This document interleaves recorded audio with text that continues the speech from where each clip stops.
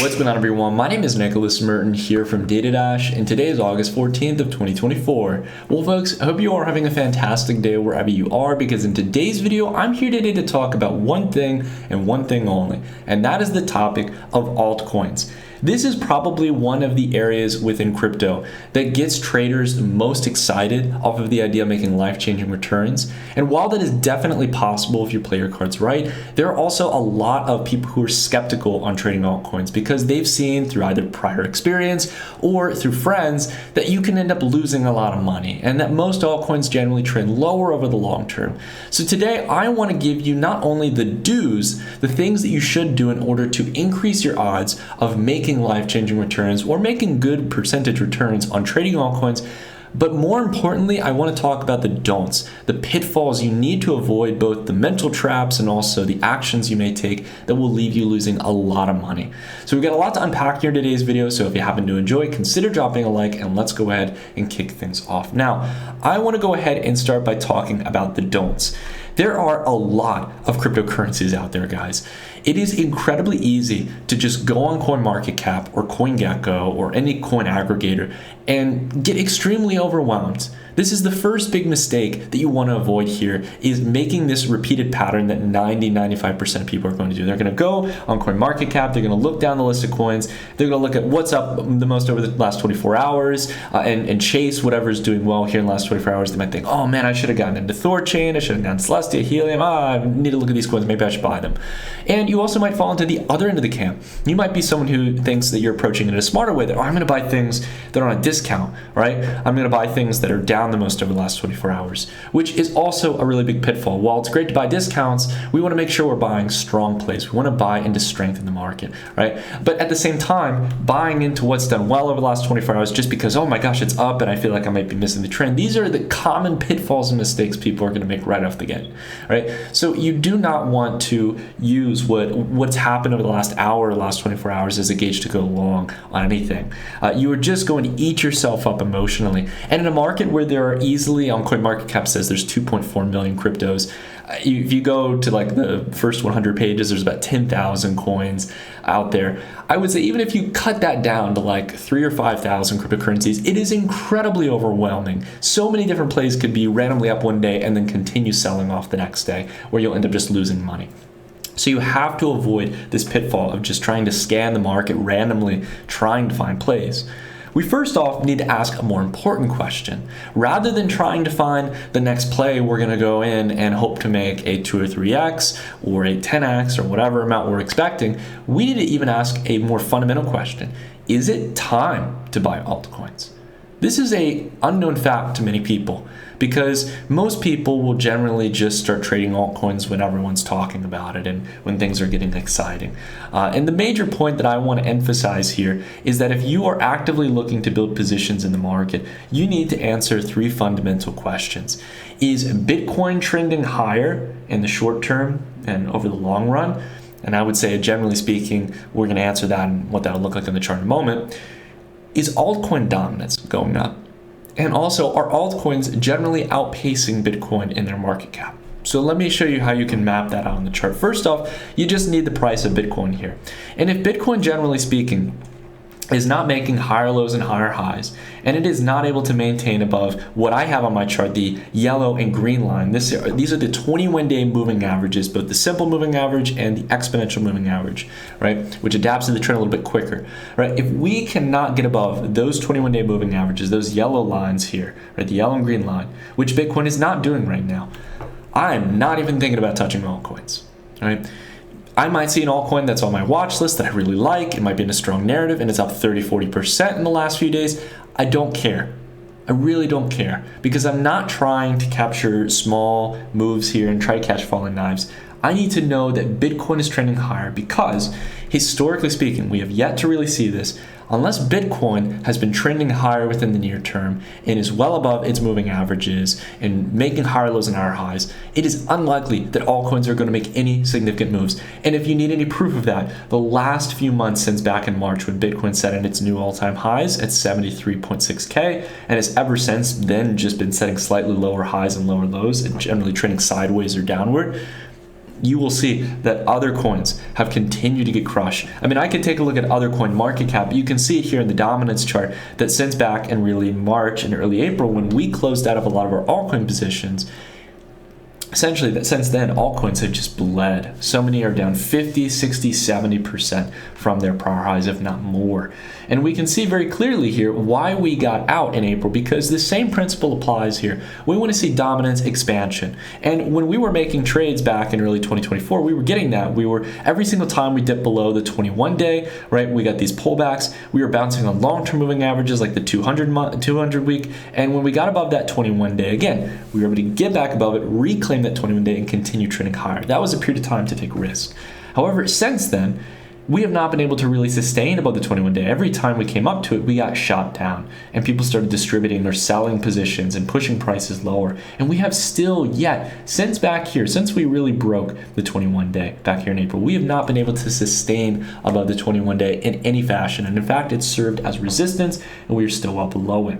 Now, while dominance has started to flatten out here for the first 2 weeks of August, which is a good initial sign, it's not accelerating yet. We are not above that 21-day moving average. And I set these standards in place because if we just take a look back here, if you want to take a look back at any significant move in altcoins, really back, if you would have bought back here in June or July, back a year ago in 2023, this was really the prime time to buy a lot of altcoins over and hold them for the next couple of months, because we saw very clearly a break above the 21-day and a near month here between the late part of June and early July where we were able to hold above that 21 day. We're pressing against those other long-term moving averages that came down, which is a sign that the bulls are starting to take charge again, that risk sentiment is turning up in the market.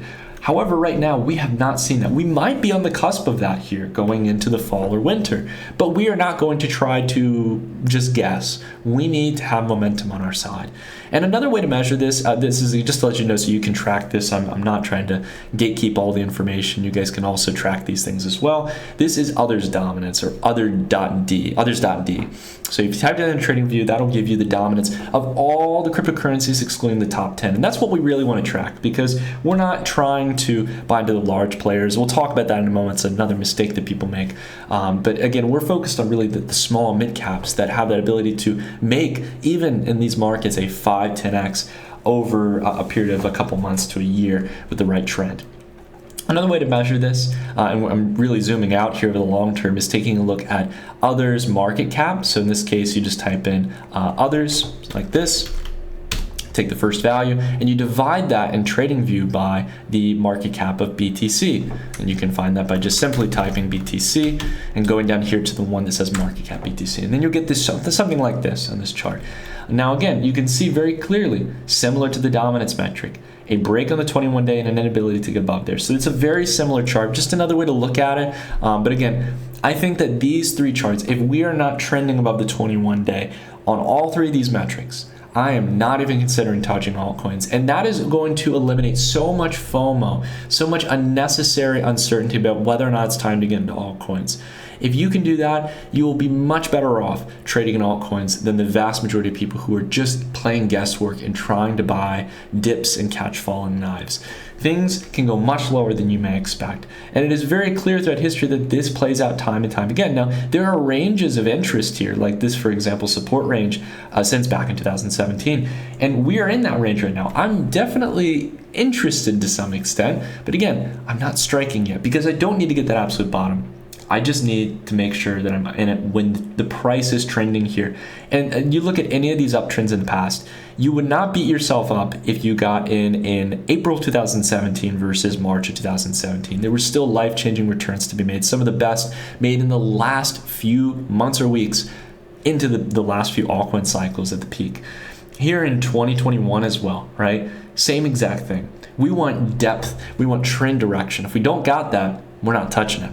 So that's the first major thing, is making sure that it's the right time to go long altcoins. Second off, you do not want to buy into the really large cap plays in crypto. Now in equities, this is actually a little bit different. You have, for example, over the last couple of years, the large cap stocks, Apple, new players like Nvidia, Tesla, Amazon, Google, Meta, known as Facebook previously, Microsoft, these have been actually some of the best performing stocks because they're actual revenue generating companies. They generate profit, they're cash rich, they can buy back with those profits into their stock because there's actual fundamental value in the companies. In the case of cryptocurrencies, I would say that it is generally good to avoid the large caps. You will not make life-changing returns buying Ethereum or Solana at this point, in my genuine opinion, guys. And I say that as someone who's been around since 2017. It is much more difficult. You're going to need a much longer period of time for that to happen. And during real altcoin cycles, it would almost be a disservice to be buying into these large caps. Sometimes in the past, it has been favorable to be in these plays. But considering their existing market caps, those that are in the top 10 today are going to have a very difficult time even pulling a 2x. And if you need any proof of that, you can take a look at Solana, which has been stagnating for the last 8+ months here. It's coming up on 9 months against Bitcoin.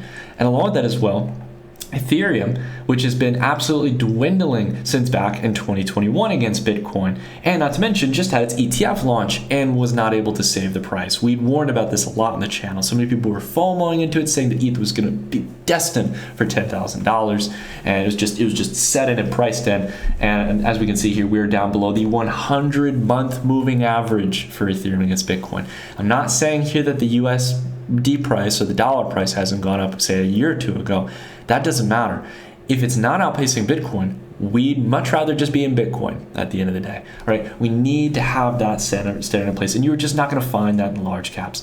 So this really, again, eliminates a lot of plays like Cardano, plays like XRP, generally speaking, plays that are not outpacing Bitcoin on a substantial basis and are not in a clear uptrend, maintaining above their moving averages. So this is an important thing, and you'll just see many of these projects, if you zoom out, you'll see that week by week, month by month on average, they are bleeding out. We do not want to buy into this. We do not want to buy into stagnation. We do not want to buy it, especially into something that's correcting.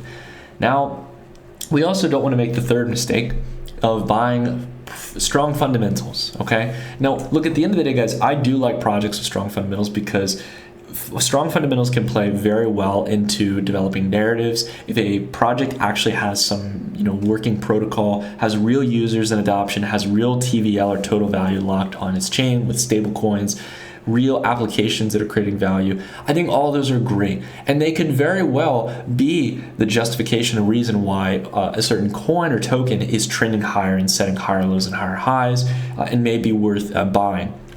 But it alone is not enough to make you go along the project. I would give a couple of great examples on this channel, but one of them that just sticks out to me is Uniswap. Uniswap is one of the most utilized applications in the crypto space. And while I love Uniswap, I applaud Hayden and a lot of the early stage developers and the DeFi ecosystem, who built, Compound and Aave. I know Stani and many people I met over the years. Great individuals. But the problem is that at the end of the day, the supply and demand imbalance is not favoring the token. You have early stage VCs, you have team members, you have a treasury for the DAO for Uni in this case. All these things that are unloading tokens either to cover expenses or most likely to walk away with cold hard cash or Bitcoin that they swapped the token into from other speculators who are buying into their altcoin. I'm not here to say that Uni is worthless by any means. I'm just here to say that, hey, the chart doesn't lie here. It has never come close to its highs back in May of 2021 when it was clearly trending. When we bought Uni here in early 2020 into 2021, when we started to see those early stage signs of optimism in the trend, if we go way back here, right? We started accumulating after this pullback here, really started getting bullish here on this uptrend. And that's the key thing, is you want to make sure that there's some clear trend. We are well below the 21-day. We have been so since back in June. And since then, it's down 33%. You do not want to be caught holding the bag, especially the bags of positions from teams or previous investors who are so eager to just get rid of their bags and positions. Okay, so we've talked a lot about the don'ts. We've talked about essentially asking a more fundamental question, whether or not it's time to get into altcoins, using those measurements to figure out whether or not that's the time. We talked about avoiding the large caps. We talked about not relying solely on fundamentals. So how do we actually win out in altcoins? How do we go about actually making life-changing returns? Well, the thing that I really like to do, and this is where it's going to take a little bit of work, but if you look for the right signs, you're going to be able to make some great money. we first need to find ways to filter and scan the market. Now, I talked about a little point earlier, and really want to emphasize this here, which is that while I wouldn't emphasize getting excited about what's happened in the last 24 hours, right? Anything can go up in 24 hours and then dump right after, right? And that's also true in equities as well, in any other market. Something can have a great day and then continue to have multiple weeks of bad price action. What I like to see is strong price action over the last 7 days. And in fact, in some cases, what I like to do here as well, you can customize this on CoinMarketCap. I like to add percentage changes over 30 days, 60 days, and even 90 days sometimes, because altcoin cycles can last a very long period of time. So I want to basically have these additional filters here, and I'm going to go ahead, I might have to remove some of these values just so we can go ahead and actually see these here on the chart. There we go, we got them. So what I like to do is really look at which plays here are doing well over the last 60 days, last 90 days, and in terms of price action. And it'll probably tell you a story that you already know about. While there are some like outliers here, most cryptocurrencies are down over the last 90 days. But you've got some, for example, meme coins, you've got DPIM plays like Helium, Brett here at the top. These are in the top 100 coins. We can also, for example, filter down. We can customize again as well, I think, to include the top 100 or top 200 certain categories. But the main thing I want to emphasize here is that we want to, over a week, over 30 days or a month, over a quarter, we want to see which plays are really showing up well, that are showing up to the plate and already producing great price performance. Because in the event that we start trending above that 21-day on Bitcoin, in the event that altcoin dominance starts trending higher above its 21-day and is actually formulating higher lows and higher highs and showcasing signs of long-term optimism over the next couple months, we want to find those plays that are already doing well at the bottom. And I know that seems counterproductive because a lot of people tell you buy the dip, buy the dip. And that's true. We for example, even Brett is still probably at a great discount here over the last 60, 30 days. But this has been one that over the last 90 days has been really outpacing the broader market for other comparative plays in its size. So I'm just here to say I'm not putting some endorsement for Brett here on the channel, but my main thing here I just want to emphasize is that we want to buy into early stage strength, because those plays that are already showing up well during a generally bearish period, especially if they're ticking off like really great over the last couple days after a capitulative sell-off and really the early stage starts of a rebound, those can be the plays that really start to win out long term. I'll give another great example here as I start to filter a lot of the major narratives out there. So we have DPIN, I would say real world assets, you've got AI or I would say AI and DPIN are kind of together. Also Bitcoin infrastructure and meme coins. Those are kind of our top narratives for this cycle, the AI, DPIN craze, meme coins, Bitcoin infrastructure. One of the narratives that I've seen has actually done quite well over the rebound out of the sell-off has been Bitcoin infrastructure related projects. And there are a couple of them that I keep on my radar. You can use those categories on CoinMarketCap to really help filter down and find some of these projects. And I like to really find the ones that are established by market cap, are some of the top players in their sector, because most of them are still small and mid caps. So they fit our definition of what we're looking for. But what I'm looking for here is really strong volume and buy side pressure out of those lows. Now, it is no lie here that Zeta Chain in this case, which is one of the Bitcoin infrastructure projects, has been bleeding since back in February, big time.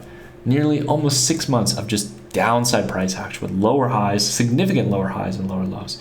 However, what I'm going to do here, similar to prior rallies and rebounds in the past, is I'm going to be watching to see how this plays on the 21-day.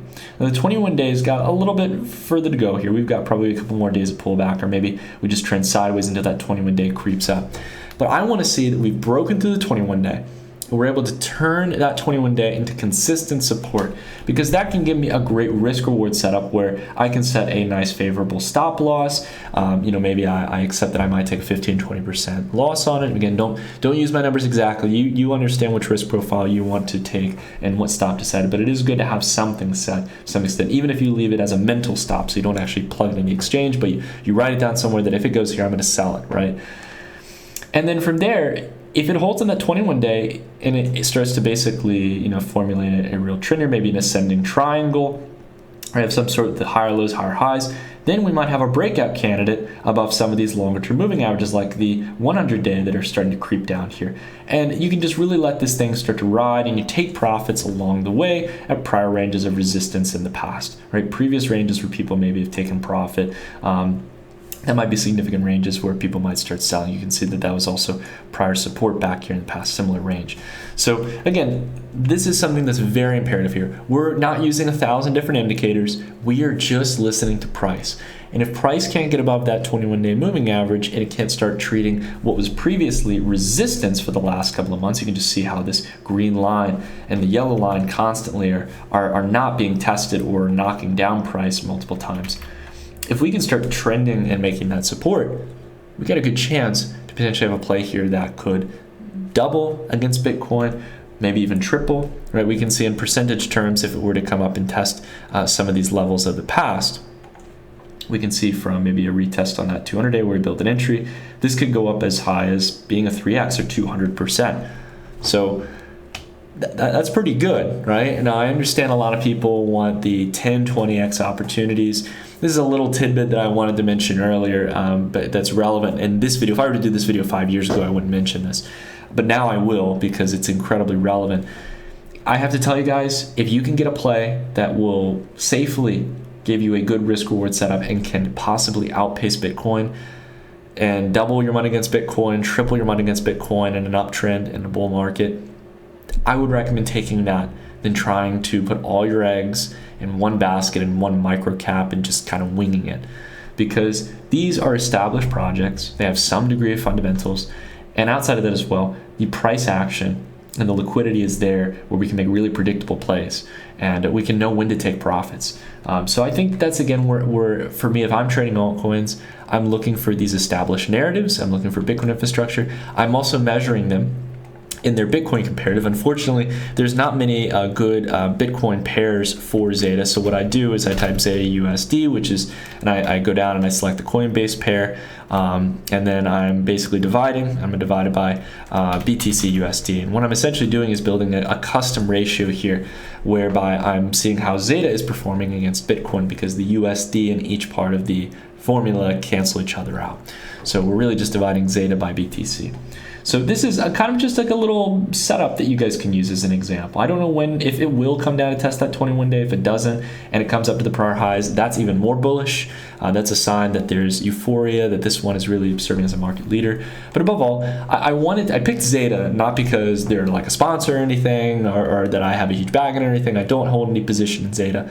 What I'm here to say, though, is that Zeta, alongside many other Bitcoin infrastructure plays, were some of the strongest out of the rebound. They had, as with most plays, harsh sell-offs, but really came up here back to levels they had been over the last couple of months. Zeta rallied all the way up here to where it was back in early July. In the case of Stacks, it was back where it was in June against Bitcoin. So this is starting to, rather than trend significantly lower like it was back here in March through May, it's more just kind of chopping sideways, and there's still a bit of volatility. But that's better than trending down sharply. And we are getting close to that 21-day. Now, we aren't above it yet. That's why I wouldn't say to take significant risk on it. But if we can get above it and start kind of coiling in between the 100-day pocket and the 21-day, then I'm going ahead and starting to get a little bit more optimistic about this.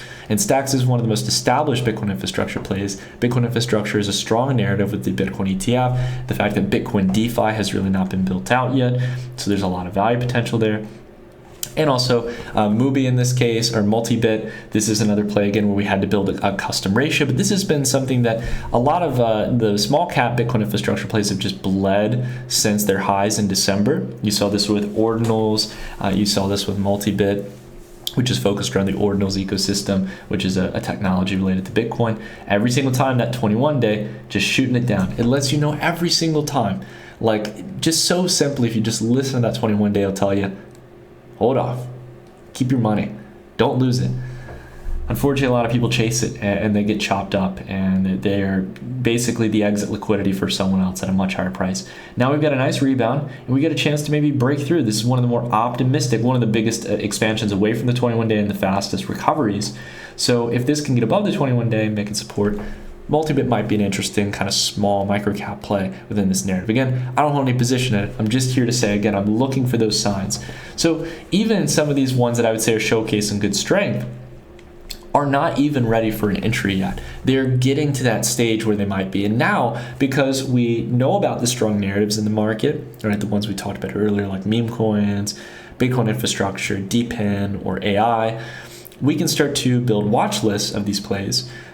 We can start to scan their price action and see whether or not any are showing these kind of setups, that acceleration back above the 21-day, making it support, and being able to essentially have the foundation to retest those highs and have a potential breakout. Right? There are so many people who will debate about, market structure. People, for example, love Elliott wave theory. Some people love Wyckoff distribution and accumulation. Many people like different types of indicators out there. I'm not saying moving averages are like the golden goose of everything, but the reason why they're my favorite indicator is because it is solely focused on price. It is not some oscillator that tells you, oh, this thing might be oversold or overbought. It is just purely telling you, hey, is the price at the same range or higher or lower than where it has been over the last 21 days. And that's a really good sentiment gauge for me. Like, that's nearly a month's worth of price action that tells me, hey, are we able to make the average of the last 21 days support and continue off of that range? And if we can't, maybe it's time to kind of step away from the plate. But these are some invaluable things that I think you guys can utilize in your trading strategies. And if you're looking for more kind of content like this, I hope it's been valuable. If you'd like it, consider dropping a like. But if you guys haven't already, consider checking out the Dash Report. It's our newsletter here on the channel. We produce all kinds of different content, a 20-page plus report each month covering financial markets, including crypto, but also stocks and many other areas. But we also have our mid-month webinar that's coming up here. That's likely going to be on the 17th of this month, where I answer questions for people. We dive into the charts. This is an area in which, if you like this kind of content that's going to help you to really streamline the process of trading and investing, the Dash Report really could be valuable for you. And it's less than $1 a day. So if you guys are interested in signing up, it's a great way to support the channel and all the free content we put out there. But if you can't afford it, you can always consider dropping a like as well. Anyways, guys, I rambled on a good amount here today. Thank you all so much for watching, and I'll see you guys in the next video on Monday. Take care, everyone.